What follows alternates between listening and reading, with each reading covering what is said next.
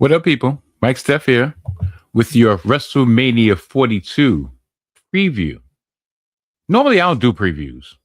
Normally, I just do recaps. You know, normally I speak about these matches as they're getting built, as I've done on not one, not two, but three consecutive Saturday afternoon lives. Salty thoughts of Mike Steph, sprinkle salts, if you will. But I said, you know what I'm going to do? I'm going to give something the masses don't really deserve. Yeah, I said it. They don't really deserve me giving a preview and a recap of the same event. But I said, that's exactly what I'm going to do. I take a break. I took a break from my marathon session of putting out WrestleMania memories, two at a time this week, to a mixed reaction, if I do say so myself. And you know what I'll say about that? This is what I'll say. If there's one thing I can't stand, it's not one, but two dumb bitches. See. I'm not going to go over that line. But if you know Tekla and you know what her seemed like her catchphrase is, you know the rest of that sentence. But neither here nor there. We're not talking about AEW. We're talking about WWE. And I probably spent way more time talking about other things besides what you came here to see. And that is the WrestleMania preview. Night one, night two. Both have main events that if you would have said at the beginning of the year, you would have said a year ago that these would be your two main events for their respective nights, you would say, you know what? This looks like it's going to be a darn good WrestleMania. Until we get to the actual build of these two main events. So I'm going to go with the main events, and then I'm going to go backwards for both nights. Main event number one, Saturday, or as Cam's told Jay Uso, yo, I'm tired of seeing all these Saturday niggas. Yo, y'all can't give me some Sunday niggas, some real main event niggas. These Saturday niggas, they like the opening act. I smell what the Usos cooking. Anyway, but he does have a point. Even Cam knows that the real main event's on Sunday. But regardless, the main event, Cody Rhodes, 3-time WWE champion, facing his mentor, his big brother, his ace boon coon, Randy Orton. Well, before his ace kicked him in the nuts, before his ace got an NFL punter to kick him in the nuts, before this story went all off the rails, this would have been a great main event. You would have had Cody Rhodes, second generation wrestler, the lineage from one of wrestling's royal families, the Rhodes, Dusty, the American Dream, Gold Dust, Dustin Rhodes, the American Nightmare, Cody Rhodes, going against Randy Orton, a third generation wrestler, Cowboy Bob Sr., Cowboy Bob Jr., and then we got Randy Orton. And can't forget his uncle, Barry O. Well, there's a conspiracy theory in my head. There's a lot of things that Randy Orton was able to get away with based on the stuff that they got away with in Barry O. Barry Orton, that is. The old Zodiac from Stampede days. But neither here nor there. Not going to get off track. You had enough history, had enough backstory for this match to sell itself. So what did they do 3 weeks ago? They drop Pat McAfee in. And it's interesting that I waited until after the SmackDown before WrestleMania to do this preview because Pat McAfee was a small part of the build, the final sell of WrestleMania. Pat McAfee was seen at the beginning of the night, and that was it. We didn't even have a real go home promo from Cody Rhodes. We had a mutual admiration party with Cody Rhodes and CM Punk, someone who I will speak about in a not too distant future, where they both came out as corporate men. They both was talking about their admiration for each other, their love for each other. The tears were flowing like champagne would be flowing at the Hall of Fame as I'm recording this. You had TKO get involved, and a lot of people are trying to spin the narrative that Triple H and Cody Rhodes and CM Punk and the whole nine, the whole creative team, we're not involved in this. Did not are actively against this, or actively, shooting against this, or actively displeased about the insertion of Pat McAfee. And while that may be, you really think that the company as a whole, both the creative part and the corporate part, are going to allow their talent to get on TV and speak out of school? Just have a regular hot mic? Do you really believe that Randy Orton, with his devil may care attitude, meaning, listen, he could take it or leave it. Randy Orton has always struck me to be the type, and he's allowed us to take a peek behind the curtain when it comes to Randy Orton. Of listen, I'm here for my family. You're gonna give me my bread. I'm gonna show up, and that's what I'm gonna do. I'm gonna do the best I can. I'm gonna be me. But enough with all that. Preview. I have to keep that in mind because I'm not trying to be here all night. Randy Orton is trying to go for number 15, his 15th world championship. There's a stipulation somewhat that Pat McAfee said that if Randy Orton does not leave WrestleMania with his 15th world championship, he will no longer be involved in wrestling. He will no longer be involved in WWE. You will no longer see him on WWE TV. You will no longer hear him in WWE be attached at the hip. And part of me wants to believe that Pat McAfee actually feels that way. As in, listen, I always thought that he had more respect for the business than to allow him to be used as a pawn in whatever political games that are being played behind the scenes. But in the matter at hand, Randy Orton, I'm going to say Randy Orton is going to leave WrestleMania as your new WWE Undisputed Championship. Somebody would be like, well, Cody just won it. Well, Cody wanted to set up this match. Remember where all the hubbub was going, and they was talking about it might be a 5-way at on the SmackDown side of things. If you look back, that's probably would have been the best if they were going to do what they did with this build, which was muck it up. If they were not going to take advantage of this ready-made feud that you can draw upon 15, 16 years, even if you didn't want to go that far back, you could go as recently as last year, King of the Ring. They should have just did the 5-way. Should have did Randy, Cody, Drew, Jacob, and Sami. That to me, that would have been perfect. But this is what we have. And since we have this, I think the only way you could salvage this is if Randy Orton wins number 15. I want to know one thing, though.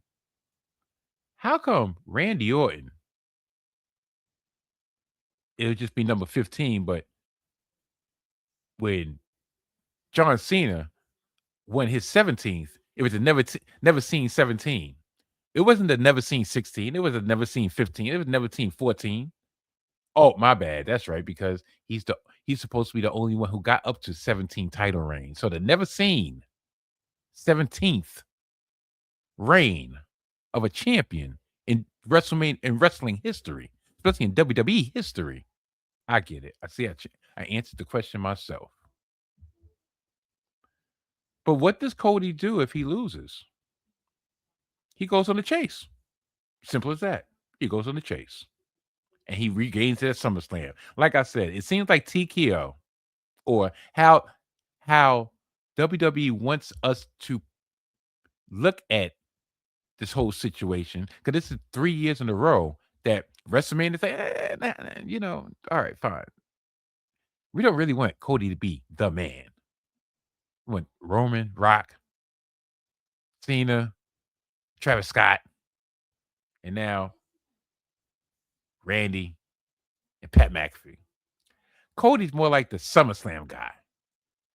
He's not the WrestleMania guy.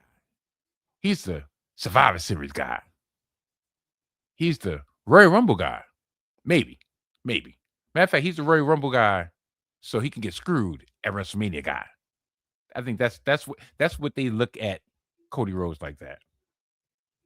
And it's crazy because in all these years, these 4 years he's been back, business went on an upswing while he was involved. Is he the main reason? No, but he was been involved. Anyway, that's my pick. Randy for the win. Next up on WrestleMania Saturday night, Drew McIntyre in an unsanctioned match against Jacob Fatu, and this would be one of 2 matches that would be on the quote-unquote not pre-show, but will be available to those who do not download the ESPN Unlimited app. It would be on ESPN2. Now, that makes me wonder, all right, if it's unsanctioned, why is it on free TV? Why is ESPN giving this a spotlight? Wouldn't unsanctioned mean that nobody really approves of this match? But either here or there. To be point blank, Jacob Fatu, since he's been in WWE for the last 18 months or so, he had a great rise. He broke away from the Bloodline 2.0. He won the U.S. Championship at last year's WrestleMania. He lost it, went away for dental problems, dental surgery, or what have you. And then he came back full-fledged face. And he was inserted into the title picture, but he still really hasn't had a chance to get the title. Drew McIntyre, he was pivotal in both Drew McIntyre winning the long chased after WWE Undisputed Championship, and he was pivotal in Drew McIntyre losing that same championship. So that's why these two are always they've been on a collision course. Is it more of a consolation prize? Yeah.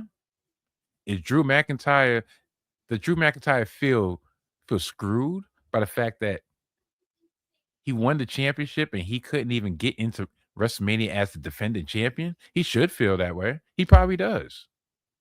The Jacob probably like, darn, I thought I was probably going to be in a more higher profile match.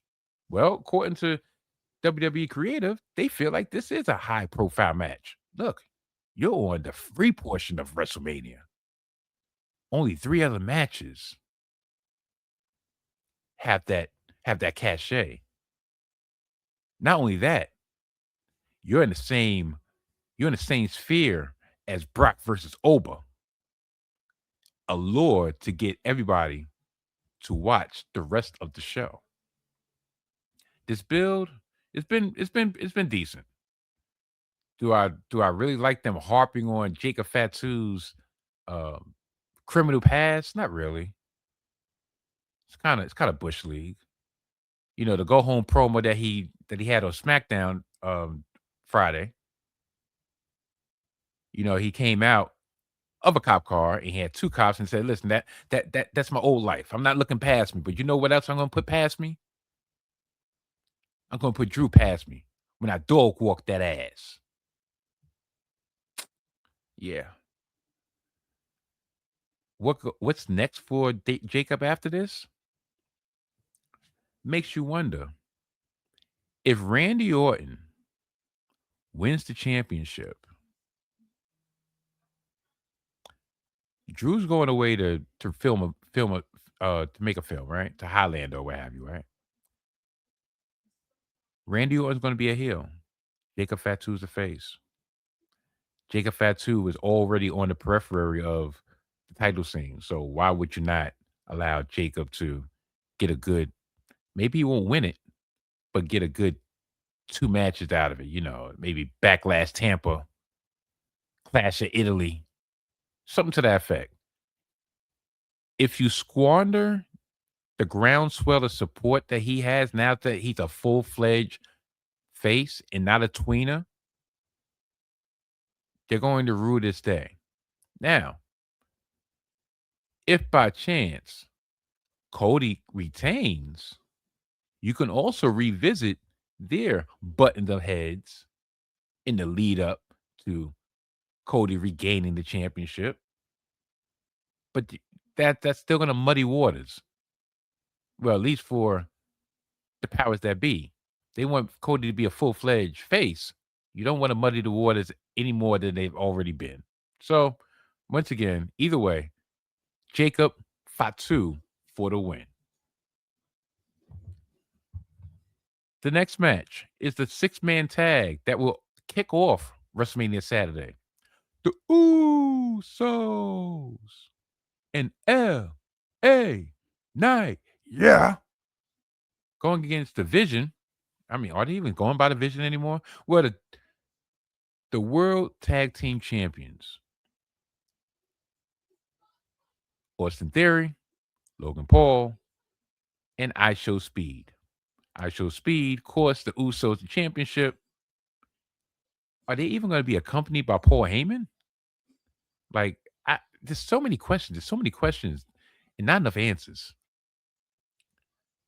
Everybody knows what. Listen, to be point blank, Usos and LA Knight for the win. I Show Speed cost them somehow, some way by making a mistake.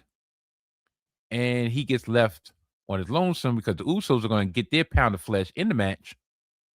And Logan and Austin Theory would get their pound of flesh after the match. Straight like that. Gunther, ring that bell. Versus Seth freaking Rollins. In a match that should be a banger, but is there any backstory? No. Seth came back, and he found out when he came back, he had nobody to gain revenge against. Bronson Reed, gone. Out for a while. Braun Breaker, injured. Not ready for WrestleMania. Didn't want to run back Logan Paul. Austin Theory, I think they really had to pivot on that because I think Austin Theory is going to be aligned with Seth freaking Rollins. That's why you had all these masked men, but neither here nor there. Gunther. Think about the year that he's had. How they built him up. He was world champion twice in 2025. He retired Goldberg. He retired John Cena. And he retired AJ Styles as recently as this past January at the Royal Rumble. But yet, in the road to WrestleMania, he was rudderless. He had no direction. Why? Creative malpractice. So now, what I think the underlying storyline is, he told Paul Heyman that he's taking care of his light work, but he's gonna owe him a favor. I think this is going to have something to lead into Brock Lesnar, the long-awaited, long-anticipated, long-rumored match of Brock Lesnar versus Gunther. Possibly, probably at SummerSlam. That's the only way you can get them together is for Paul Heyman to once again owe someone a favor against one of his charges. A favor that he will feel obliged to really be true to. So, Seth freaking Rollins, he won the main event last year. He could lose. Plus, he's coming back. Plus, I think that I smell shenanigans. I think Braun Breaker's going to come back. Of course, Seth freaking Rollins to victory. Gunther is going to win. Even though I really feel that in order for this storyline that I have in my head to play out fully, Gunther needs to win cleanly. But neither here nor there. But there has to be a connection with Paul Heyman and Braun Breaker, being the fact that that's the Paul Heyman guy of the current. He has to be the one to cost Seth Rollins the victory. They could spin off into their own feud, and Gunther is still looming with this favor that needs to be paid off at a later date. So Gunther for the victory.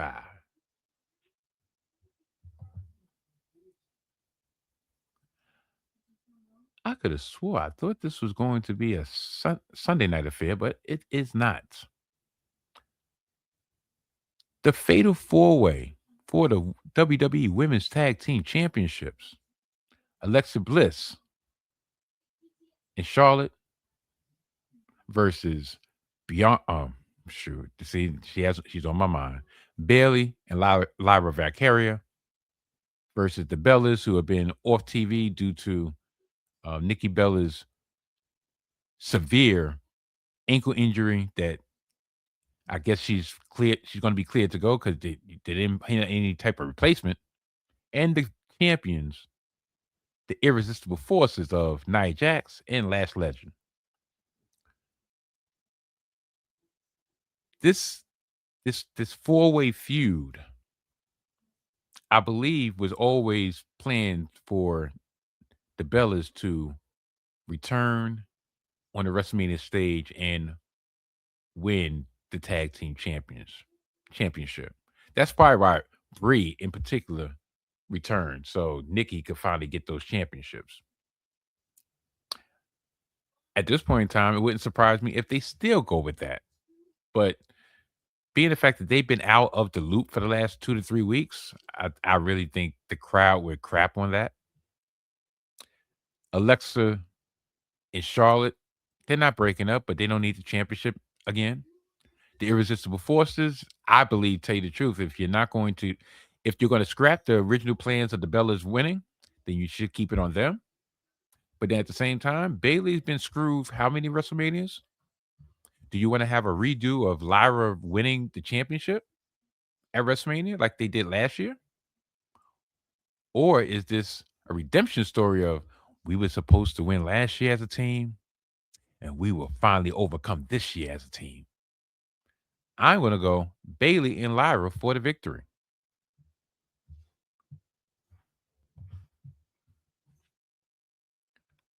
The next match for the Intercontinental Women's Championship.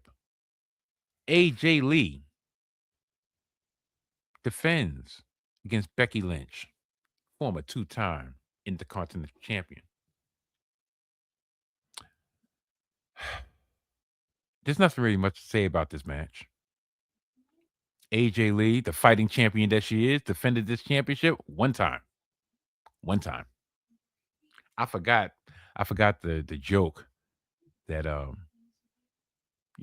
the slanderous name that Becky Lynch calls AJ. Was it always joke or all joke or something like that.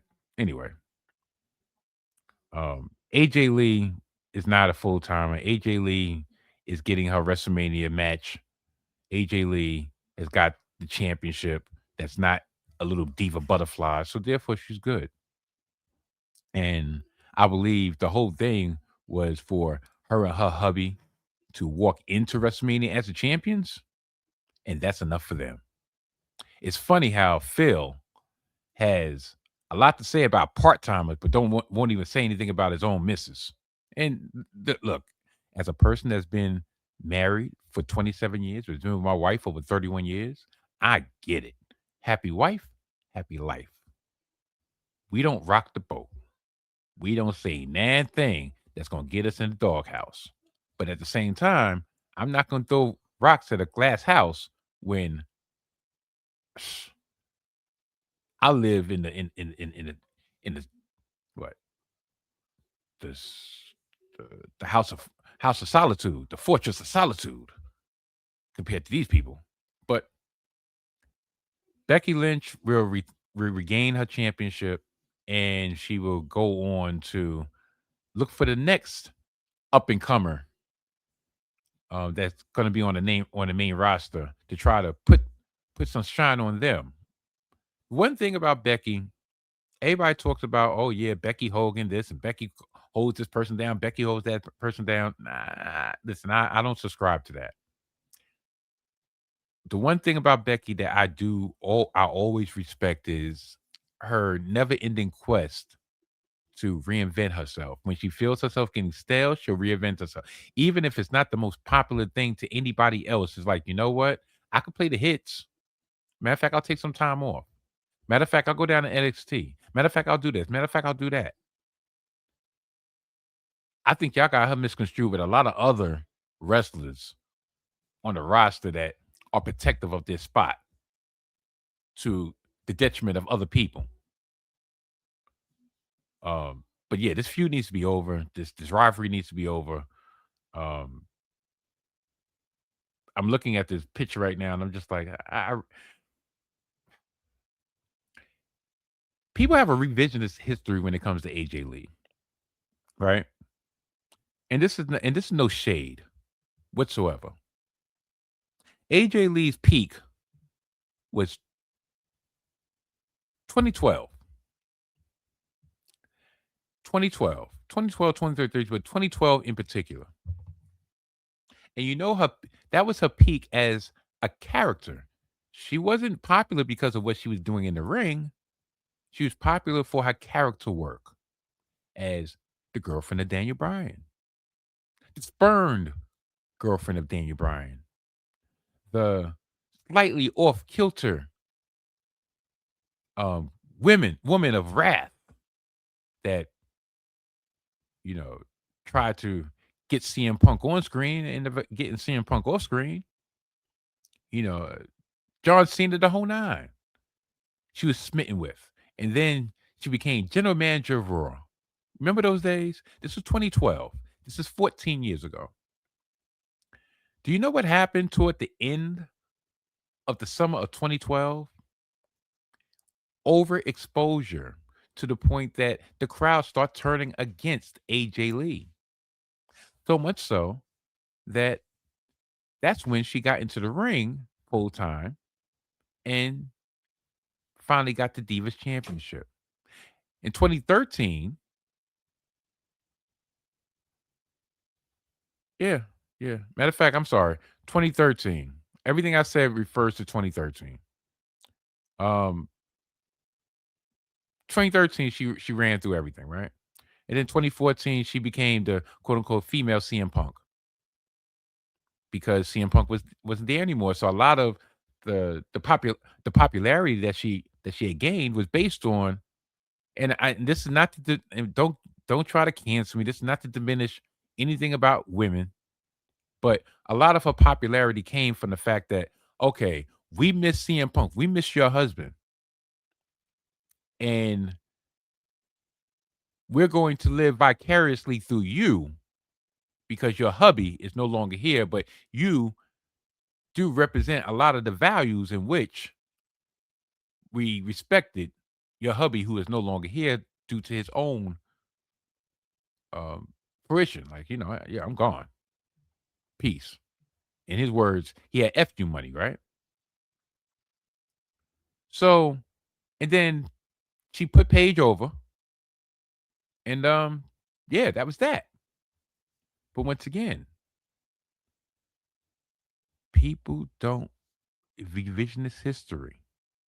People got tied up back then, and all this. I'm your favorite wrestler. Okay, that might be the case, but your favorite wrestler, they're almost on the end of their careers. So how old does that make you? How relevant does that make you? It's not like Trish Stratus. Trish Stratus is forever. Trish Stratus prime was 25 years ago, 26 years ago, 24 years ago, over 20 years ago. Matter of fact, I think this year makes 20 years since she retired. But yet she can come back and still light the room on fire. Leader, generations of people, of wrestling fans. Fantasize about Leader, respected Leader. AJ Lee is not in that category. As much as I hate to say it, the Bellas have more of a relevance than AJ Lee, if you want to be real about it. Move it along.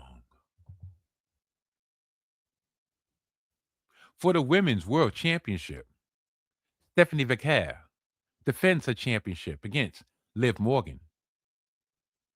Liv Morgan called Stephanie Vaquer trash. Basura. Usually, when somebody calls somebody basura, call them trash, they don't just call the person basura. They say, you're chocha basura. I spit in the face of people who don't think they're cool. Doom, doom, doom, doom. Yeah. Now, Stephanie Vaquer,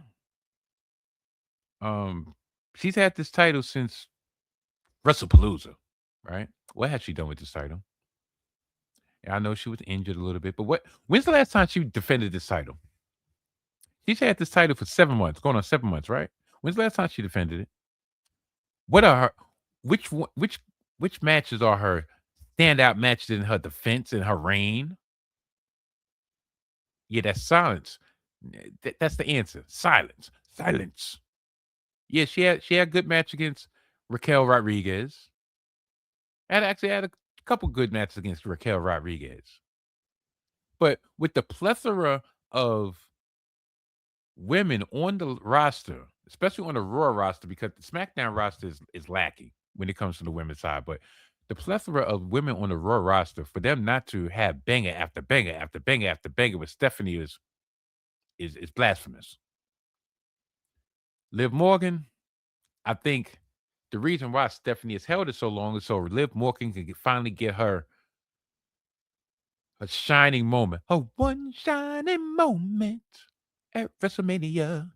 A one shining moment. Listen, she just came out with a new music video. Matter of fact, a music video period. That's supposed to be her theme song, her entrance song. She was at Coachella. She's the it girl. I think all the stars are lining up for Liv Morgan to leave WrestleMania night one as women's world champion and celebrate throughout the streets of Sin City as a champion. And I'm quite sure you're probably going to see a pic or two with her barely with any clothes on with the championship belt around her waist. Or maybe around her waist and her chest. One or the other. Hopefully it won't be like CM Punk. Because I swear that was so disrespectful. That was basura. So Liv Morgan for the win. And I think that's it. So we'd have Jacob over Drew. We have the Usos and LA Knight over the Visions and I Show Speed. We have Gunther over Rollins. We have Bayley and Lyra coming out of there. We have Becky regaining the championship. We have Liv having a one shining moment. And we have Randy Orton beat a never seen 15. Now for night 2, this will kick off WrestleMania Sunday. Brock Lesnar goes against Oba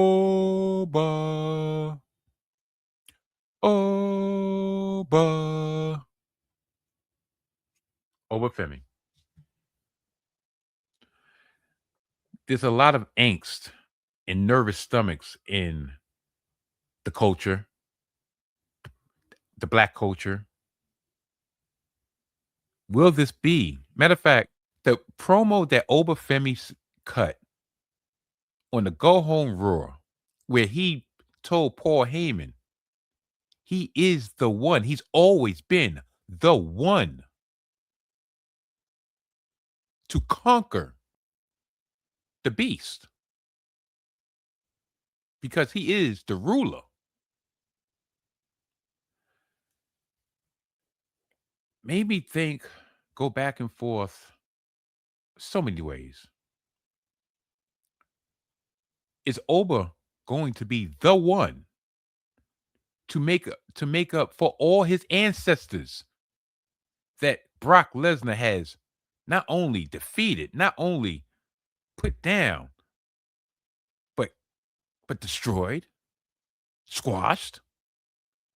Litany of wrestlers. Let's go down the line. Kofi Kingston on the Fox premiere. Big E in a 5-way match. Big E had to be the one to be pinned. Bobby Lashley.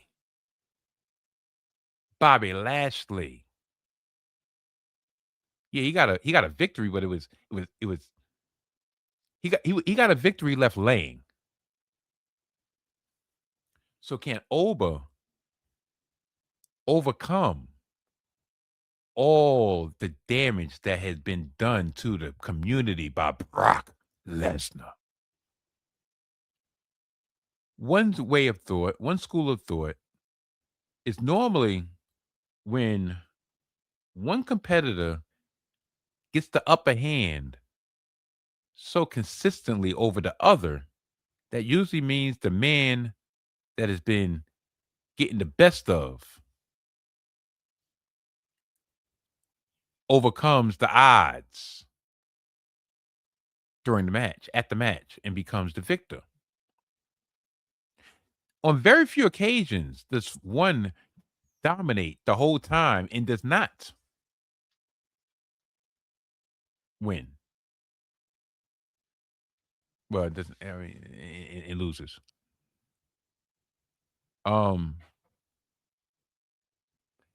Coincidentally, that was 12 years ago. WrestleMania 30.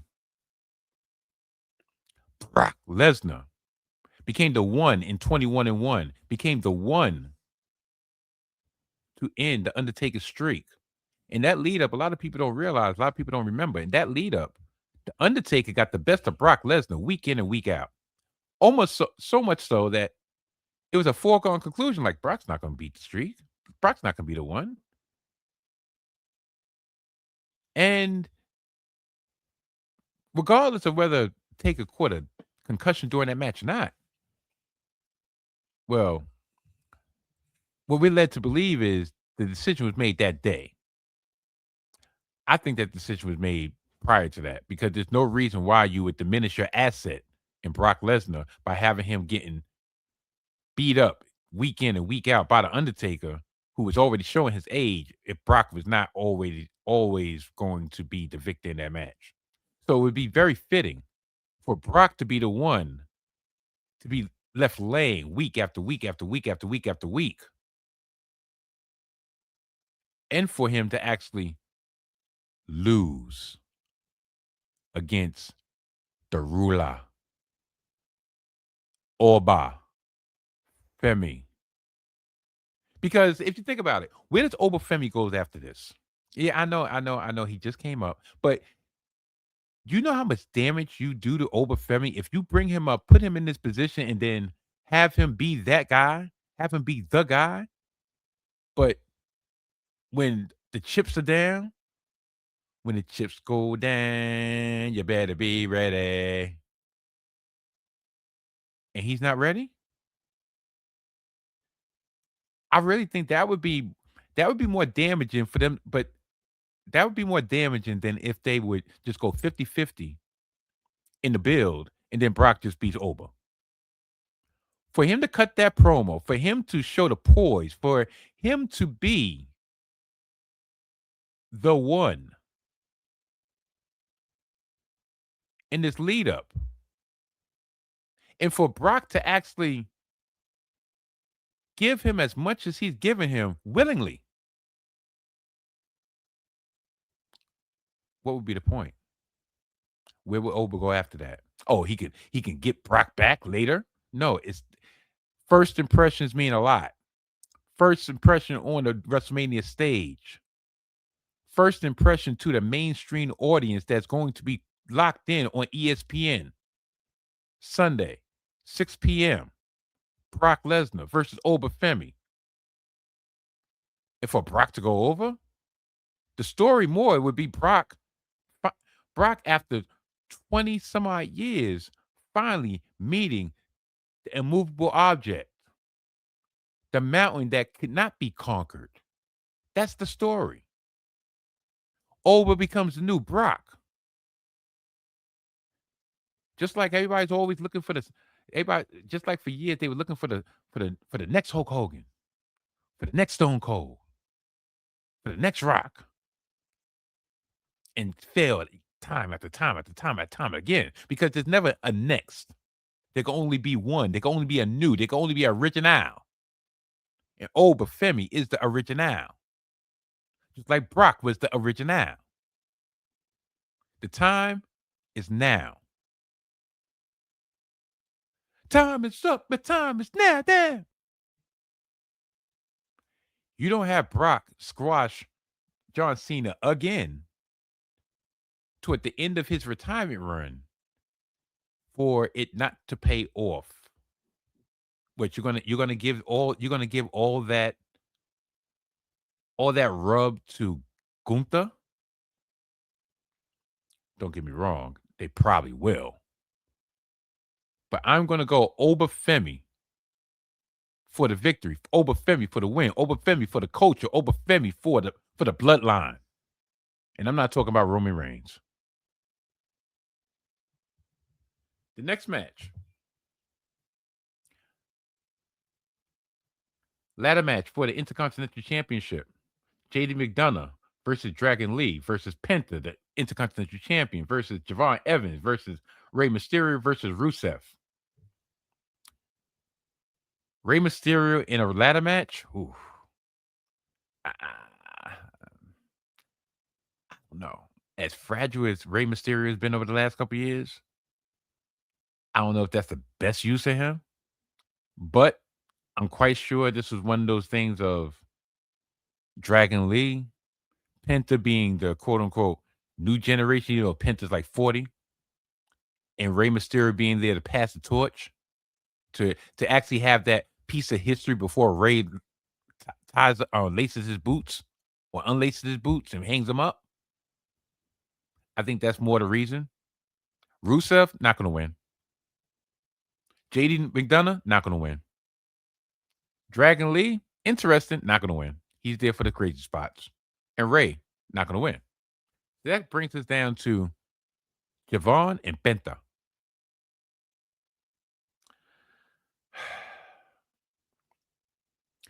Part of me, I really want Javon to win.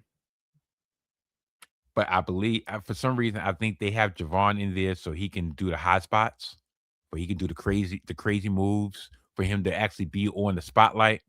But this is also a way for him to be in a spotlighted match, a title match, and for him not to get the title, but does not have to be pinned. Penta coming into this championship, coming into this WrestleMania, second consecutive WrestleMania, this time as champion. Last year he fell short. I think there might be a little bit more juice they could squeeze out of Penta before they move him out. So I'm gonna go Penta for the victory. Javon will be in the last two, and somehow, some way, he will fall short. And I guess they figure, well, if he falls short to Penta, at least he's falling short to another minority. So everything is all right with the world, right? Yeah, I said it.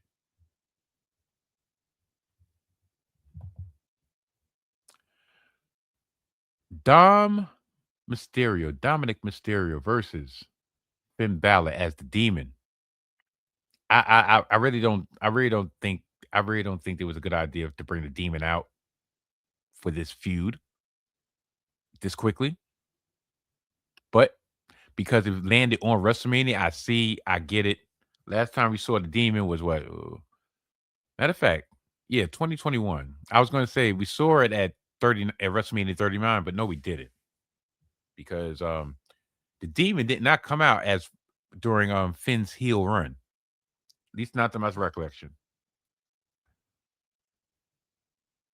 Dom can take the loss, but think about this.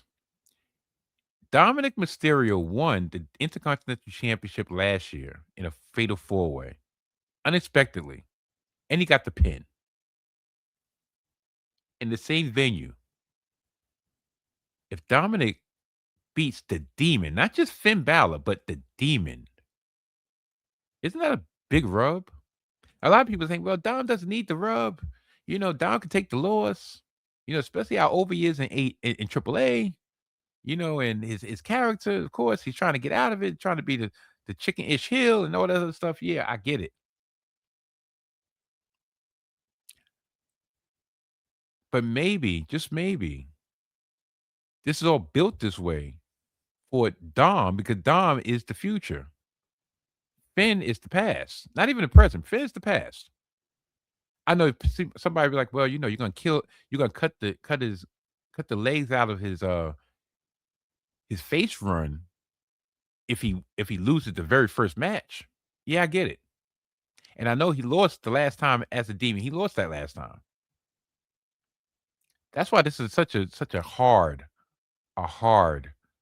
um decision. But I'm gonna go with Dominic Mysterio for the win. I just feel that going forward, the amount of investment they have in Dom, especially in AAA, where he is pretty much almost untouchable now. He's like the hero of AAA. He's the mega champion, but he is the man in AAA. I think that would actually probably hurt him in AAA by losing against the Demon, against Finn Balor at WrestleMania.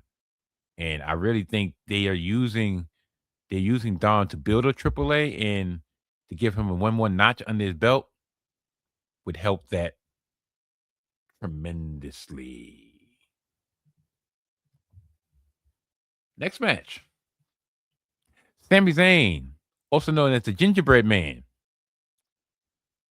defends his United States Championship against Trick Williams. Whoop that trick.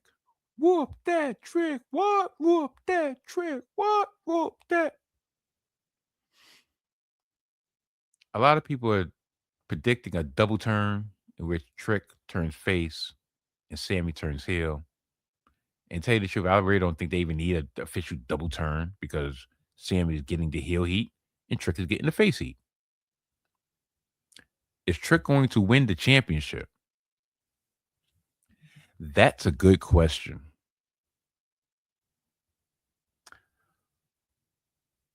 It's funny that they have all the brothers.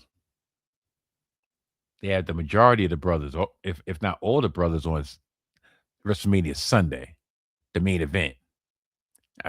Going back to what Cam said. Why can't I get some Sunday niggas? Y'all give me all these Saturday dudes. I want some Sunday niggas. Shoot. So, being the fact that all of them are on Sunday, Are all of them going to win? All of them going to lose? Or are we going to have a split? I don't see how Trick can come out of WrestleMania without that championship. But the end of SmackDown made me wonder. Toward the end of SmackDown, they get into a back and forth. He clotheslines Trick out the ring, Sami does, and then he gets a haluva kick to the gingerbread man whose head almost came off, and I could swear maybe I'm looking too far into it, but I could swear that the gingerbread man was Mello. Does Mello cost Sami Zayn the championship? And is Trick Mello gain once again? Or does Mello cost Trick Daddy, Trick Willie, the championship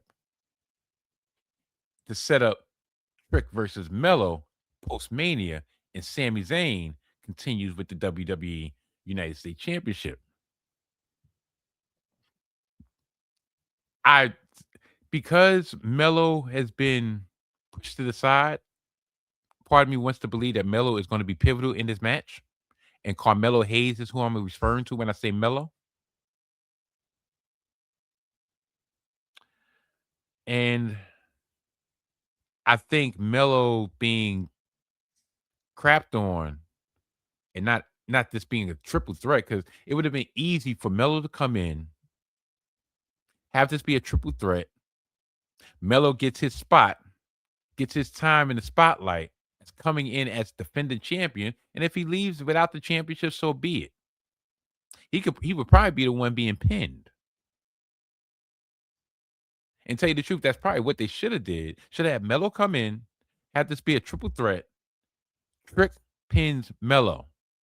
They go on from there. Sami is once again frustrated, and he continues his journey as the bitter ginger man. But they didn't do that. I just don't see why would you douse the flames of Trick really right now when he is at the pinnacle, and a loss only adds to the angst of Sami Zayn's eventual cracking. So Trick really for the win. Now, the second last match, we have Jade Cargill defending her WWE Women's Championship against Rhea Ripley in a build that has been lackluster for various reasons.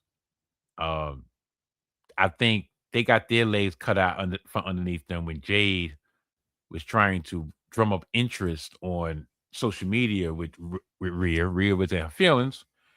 And maybe for reasons. I think there's not even a rumor, but I think on a podcast this past week, she was on there. Rhea Ripley was on there and disclosed that she was having a eating disorder, having a battle with eating disorder, and she's been having problems with her close friends, ex-friends, family, so forth, in her personal life, and that's all taking a toll. So I can see why, at the time where Jade was trying to do business, Rhea was more sensitive than maybe she would have at a earlier time. That's not Jade's fault. And I feel that them having to walk on eggshells because of these situations really, really knocked what could have been a good build. Yeah. I'm not gonna say but so much because I don't want to come off a certain way. I'll say this though. Anybody who has listened to my wrestling takes over the years, no, I'm not a big Jade Cargill fan. And that's personal. That's personally, because I'll say this story time and time again. My daughter being a vacay went to a signing when her and when Jade and Bianca was tag team champions, and if a picture could if a picture could speak 1,000 words, I saw all I needed to see in that picture. So I really haven't been a big Jade fan, but I will say this. Um, Listening to her outside of the ring, outside of WWE, outside of the gimmick, I do give her a lot of respect because she's a strong black woman, she's a strong black queen, strong um woman figure, role model, mother, so forth. Not resting on her laurels due to her her spouse, none of that. So I give her the utmost credit of that. In ring, has she improved somewhat, but very incremental? This match should this match doesn't I just never saw this match being necessary. If anything, I think the match that people would have wanted to see would have been Jade versus Charlotte. And I think both of them would have been able to trade barbs back and forth because I believe Jade has a armor around her to the point of she could probably deal with Charlotte's snark. And Charlotte has enough, I want to say enough cachet that she could take it as much as good as she can dish it, even though last year's situation with Tiffany Stratton was just crazy. And that's what they were trying to avoid here. With all that being said, does Ripley really need the world championship? Is she even in a space that she can be the champion at this present time? And if by chance, hopefully, Bianca is on the men is closer to the on the men than anybody expects, Jade still needs to continue being the champion. So I'm going to go Jade Cargill because I believe they're still in the business of they're more in the Jade Cargill business right now. Rhea Ripley is not going to be harmed by losing. She's lost at WrestleMania before, and she can lose at WrestleMania again. So I'm going to go Jade Cargill for the victory. And that brings us to the main event. Not only the main event of Sunday, the main event of the whole freaking show. CM Punk, the World Heavyweight Champion, defends that said championship against the OTC, the tribal chief, the head of the table, the man who runs the place, the 11-time WrestleMania main eventer, Roman Reigns. Now, these two build the build to these two since Royal Rumble has been uneven. Um, the night after Royal Rumble, when Reigns made his decision that he's going after Punk, that was electric, but it was also the peak. Now I'm going to fast forward through a lot of things. Him invoking CM Punk invoking Roman Reigns' father, saying he's going to bury Roman Reigns right next to his dead father. Yes, he did backtrack. He did apologize. Um, WWE formally apologized, issued an apology. How much of that's true or not, as in the WWE issuing that apology? Because my thing is like that happened like a month ago, and yet y'all just coming out with that like now. Um, I felt like from that point, the bill just went off track because once someone evokes and disrespects a lost relative, a lost one, a lost friend, pretty much the deceased, someone who's not here to defend themselves, the gloves are off. Period. Whether it's in storyline or not, somebody talks about my mom, who I lost 20 years ago this coming September. Not much you could say to me, if anything.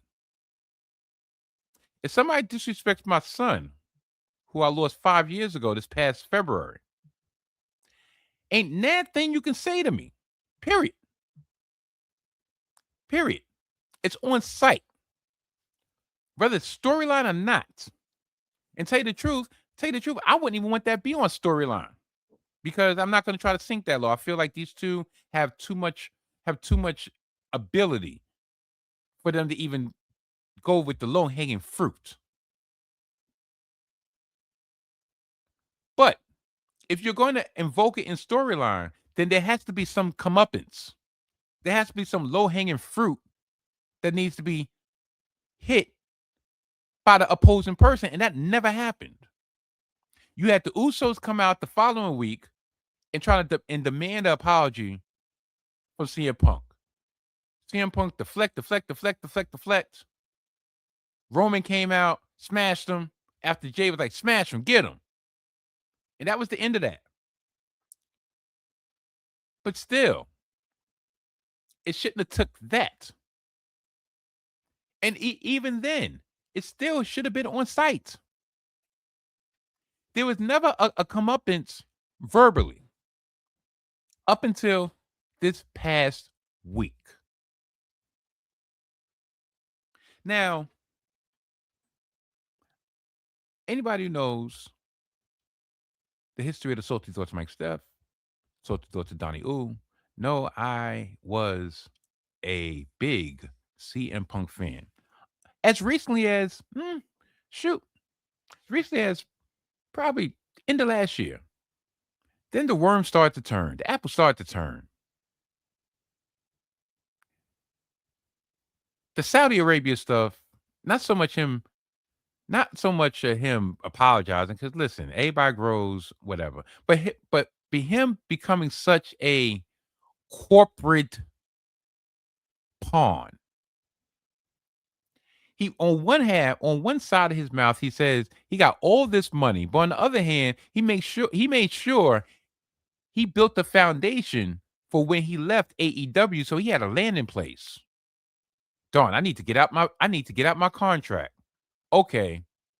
Well, before I go back and do what I think I need to do to get out my contract, I'm gonna go and mend bridges. I'm gonna go back and I'm going to chop it up with the Miz. I'm going to chop it up with Paul. We're going to have a conversation numerous times. And then when I finally do what I got to do to get out that contract, now at least that's a door that's open that wasn't open before. See, Vince saw through all the BS. And I'm not even gonna lie. At the time, I was like, yeah, I was all pro Punk. Like, yeah, the elite, this, that, and the third, blah, blah, blah. They got what they deserve. Tony Khan allowed this, that, and the third. He got what he deserved. He should have been a sycophant and everything. And at that point, tell you the truth, I look back, I'm like, I probably still felt that way if that happened today. But when it came to the Saudi Arabia thing and him allowing himself to be emancipated by John Cena in storyline, based on like, yeah, let's see how much of your morals are you going to compromise to get this championship match. You want this championship match? You want this belt? You want a match against me? Come to Saudi and get it. That's when the veneers started cracking for me. Him being such a corporate man, a corporate stooge. He was no longer the voice of the voiceless. He was the voice of corporate, the voice of a corporation, the voice of a cerebral assassin, dare I say. When John Cena had his last match on Saturday Night Main Event, who were the first two people that came out? Cody Rhodes and CM Punk, the champions of each brand, the champions of the company, right? The faces, supposedly, of the company. That was a role that he ridiculed years prior when John Cena was just doing his job. When Roman Reigns was just doing his job. He didn't even He's tried to literally sabotage Roman Reigns from even getting to said position due to his bitter grapes when he left. Got to make Roman strong. Got to make Roman strong. Got to make Roman strong. Remember that? I do. And at the time, I'm not saying that had a way of me not attaching myself to Roman Reigns at the time because it was strictly Brooklyn. But at the time, I was so blinded by my fandom of CM Punk that I didn't realize it. Like, yo, what kind of dude Rich Guy leaves and then craps on the place? Not only the craps on the place that he left, all right, you, by all means, but make it hard for somebody else to eat when he already got his dessert. He want to make sure somebody's not even getting his appetizer. That was foul, right? Now, supposedly, there are a couple items that CM Punk doesn't allow to be broached in a promo battle. Personal life, i.e., his wife, him getting demolished in UFC, and his dead dog. Yeah. Because everybody thought, like, oh, yo, shoot, he hit him with his dead father. All right, well, you're going to have to hit him with the dead dog, the dead puppy. All paws up. When that didn't come, it never came. Once again, had me start looking sideways, like, yo, you supposed to be the man, the pipe bomb master, right? Supposed to be untouchable on the mic, right? Well, you can't claim to be untouchable when the fight is fixed. When you can have order for bravado based on your past and really just draw from that past on stuff that's not true to the present. Meanwhile, you got muzzles behind the scenes. You put muzzles on your opponent.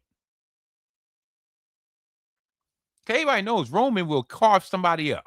So I say all that to say this. There's two clips I'm going to play. One clip is a quote unquote full interview on WWE YouTube of CM Punk and Corey Graves. And I'm going to intersperse this interview with my thoughts on the answers that he gave. Here we go. If you want to make sure you can provide for your daughter and your family. My initial impression of Roman was he's a second-generation superstar who, upon face value, maybe has what it takes. His spirit is going to get tested. He's going to have to do things that I never had to, and that's both good and bad. When your dad is a famous pro wrestler, you will be afforded opportunities. You will also not have to, regardless of what anybody tells you, you will not have to grind to prove yourself. Well, off of that, clearly. Hold on. Okay, you'll be offered opportunities. Yes. Okay. But what do you mean you're not going to have to grind to prove yourself? A lot of times, it's harder to be the son of the boss. It's harder to be the privileged one because a lot of times the privileged one has to work harder to get the respect of not only their father, not only their relative, but their peers, to show that they actually deserve that spot. So this mother effer, but we continue. Over the last 14 years or so, your opinion of Roman Reigns has changed. If you had to guess or pinpoint, where does the animosity stem from? Where does the animosity start? I think myself and guys like me don't want to speak for you, but you came from the same place as I came from. This business has evolved and it's changed so much, but there's still always going to be resentment towards people that are born on third base.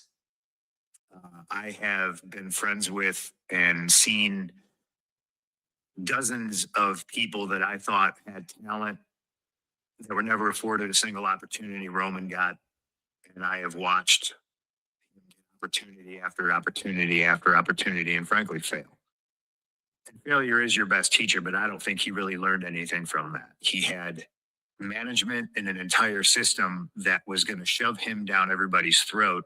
And by some miracle, like he finally figured it out. Okay. Well, some of that might be in storyline. Fail. Okay. He failed based on what? Expectations? Yeah. Did management shove him down the throat? Yes. Yes. Vince shoved him down the throat. But do you think Vince was going to do that at the behest of someone above him, of Roman Reigns' family? I remember the story. I don't know how true it is, but I remember the story after WrestleMania 31 in 2015, where everybody thought Roman was going to leave the WrestleMania with the championship, and that's when they did the heist of the century. And Roman's family was out for blood. That's what I heard. That's what I read. Did he fail? Do you think Vince McMahon was going to cost himself some money just to prove a point when he came to Roman Reigns? Somehow, some way, Roman Reigns was moving something, right? Was it maybe through pure force? Possibly. But you're saying by the grace, somehow, some way, he finally broke through. He broke through. So I guess you just contradicted yourself. You said, yeah, somebody born in third base doesn't have to grind, but you're saying he failed, and he finally broke through. Oh, did he finally break through based on luck? I continue. Roman made a comment recently about how he allowed you to come back to WWE in 2023. How did that resonate with you? Well, I don't know how true that is. I mean, if either way, honestly, it kind of tickles me because it means he either thinks or is some form of office, which is laughable. But it also gives me something to kind of rage against. You know, me and management have never really seen eye to eye on things. It would Whoa. You and management never see eye to eye on things, but yet every time you have a chance, you and Triple H are buddying it up, right? You are the corporate man.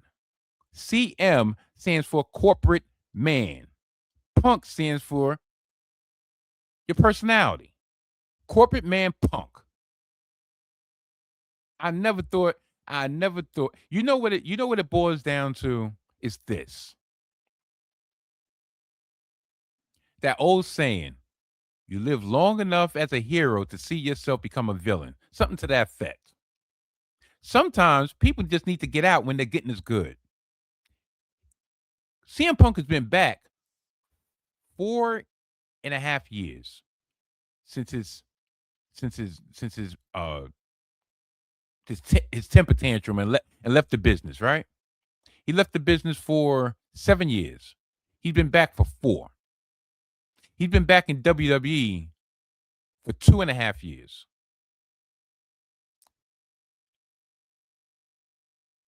Every time somebody, this is the stuff that you wanted, right?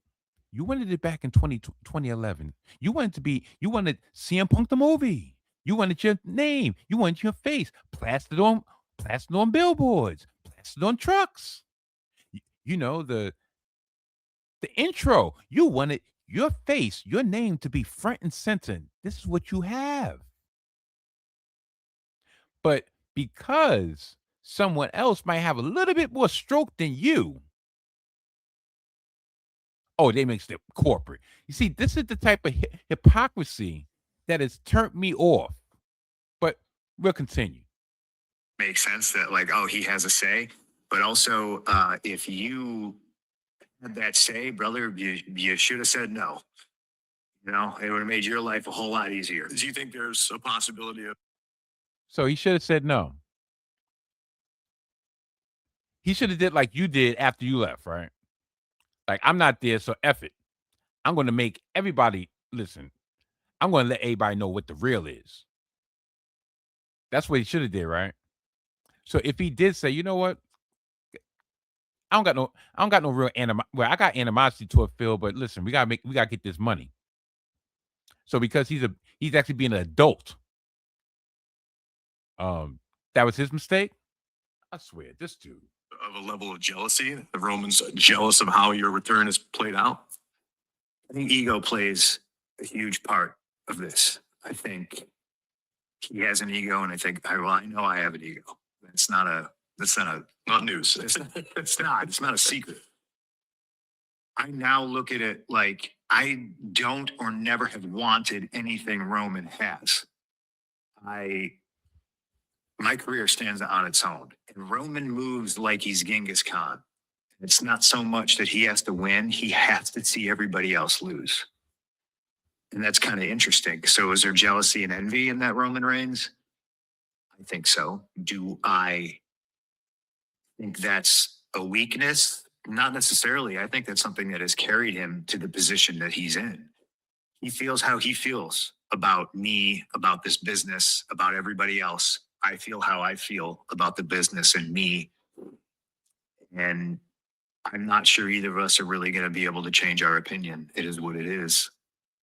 To that point, it doesn't feel like Roman His family above everything else. I love that. I love the fact that he can say, my kids will never know what not having their father around is like. Because he did that with Sika, his cousins, with Rikishi and countless other of the Samoan greats. And I think that's great. He has his priorities, and they're right. Just like day one, when he said, I want to provide for my daughter, his priorities are in the right spot. But it's real hard to sit back and look at a man who will do that and be a part-timer and think that that's okay, because there is a responsibility that comes not only with being a WWE superstar, with being a champion. This is about pro wrestling versus cinema. I don't want to say anything nice or good or positive about Seth Rollins, but Seth seems to balance things perfectly fine. My good friend Cody Rhodes seems to balance everything super fine. Why can't Roman? He's a part-timer who wants to come in here and act like he calls the shots, and I'm the old school pro wrestler who will not let him. I am the champion. This is my show. I call the shots. Are you out your mother effing mind? Listen, I'm a proud father of 4. I'm a proud grandpa of 4. If I could get paid my money for all the time and effort that I put in, the same amount, if not more, and spend half the time doing it, so I could have spent more time with my family, you best believe I would have did so. It should not be a scar. It should not be a way to look down or talk down to someone because they got enough stroke to say, you know what? I paid my dues and I'm putting my family first. I'm not going to bring my family on the road with me because Mr. Punk, that's what Cody Rhodes does or did. That's what Seth and Becky did. And if you listen to, well, at least listen to Becky, Becky's like, listen, I was supposed to take 3 months off. I took 10. Why? Because I wanted to be a mother. I feel bad. I feel guilty when I come home and my daughter looks at me like, you wasn't home. Where were you? Do I not mean more than all these strangers that cheer for you every single day because of an effing locker room? It's very easy for someone who doesn't have kids, who doesn't have children, who will probably never either made the choice not to have children or never have that blessing to have children. It's very easy for them to talk about those or what those who do should do with said children. To me, tell you the truth, me personally, that was the icing on the cake. Once again, why are you talking about me and my family, how I choose to raise my family, how I choose to provide for my family. Dude was on the road in the beginning grinding, where he was getting pushed down everybody's throat, getting booed, and missing many an opportunity to spend time with his wife and his children.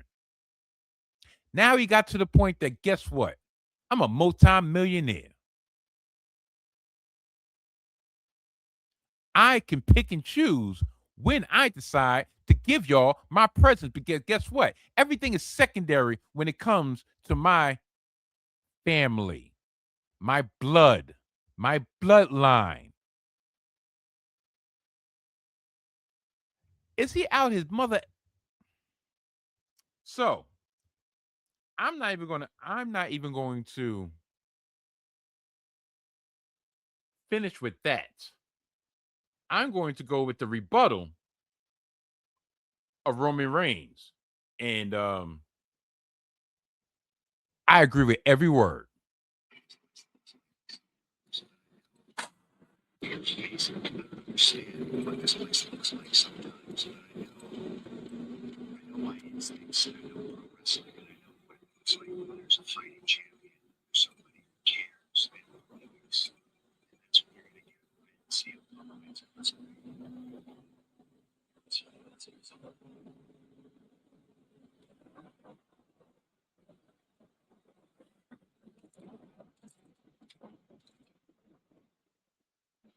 Defended the title 3 times. You've had it the whole year. Fighting champion, you're even a fighter. We've seen how that went. Called by management because of money, and they've known that since the beginning. I told them I'm an unsigned $1 billion check. Go back and find it. It's in the archives. You don't have that type of confidence because you're not the type of man I am. You're not cut from the same fabric as me. It blows my mind that you think we're fucking equals. In which way? It's only going to take the first couple of minutes for the whole world to see. There's no way we could ever be on the same level. The whole industry coddles you just by having you in it. You talk about the old times, those were tough guys. We've seen what happens when you try to be a tough guy. We put our whole reputation, the whole art form on the line for you because what? 100,000 internet marks love you from the beginning? Let's go back to your journey days when you were on the indies. It was the shits. An embarrassment. There's not a legend in my family that respects you.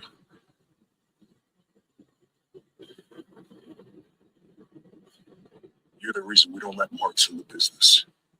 Keep my fucking name out your mouth. On Sunday, it ends for you. OTC, tribal teeth. Tribal teeth. That's crazy. That was the head of the table talking. That was yours and mine, tribal chief, Roman Reigns. Put your ones up. Acknowledge him. That wasn't even Roman Reigns talking. That was Joe. That was Joe the father. That was Joe the husband. That was Joe the man.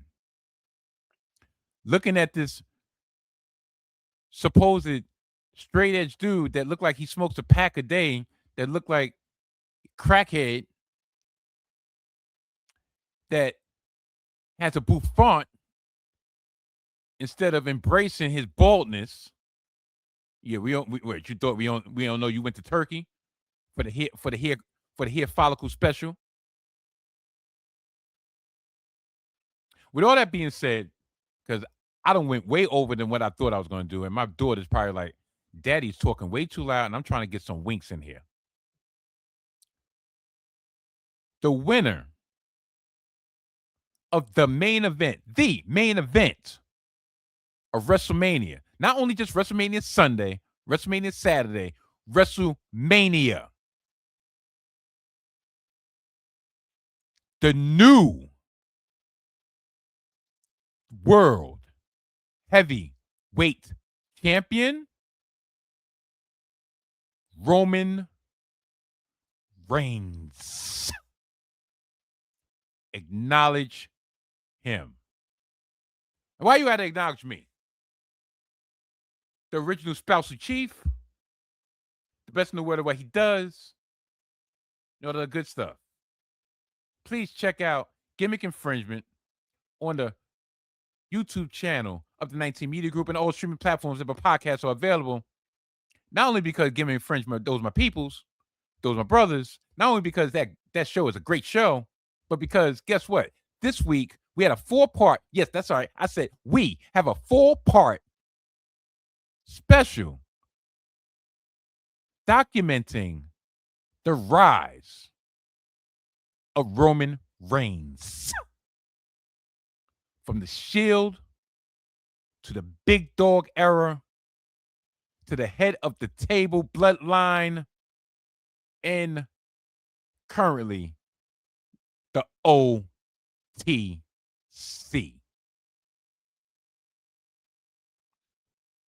I have a lot of thoughts, but all I'll say is this. We put our blood, our sweat, and our tears into that project. Dare I say, I don't believe there's not many, if any, body that covers professional wrestling that could have done the job that we did on that 4-part series. Potting.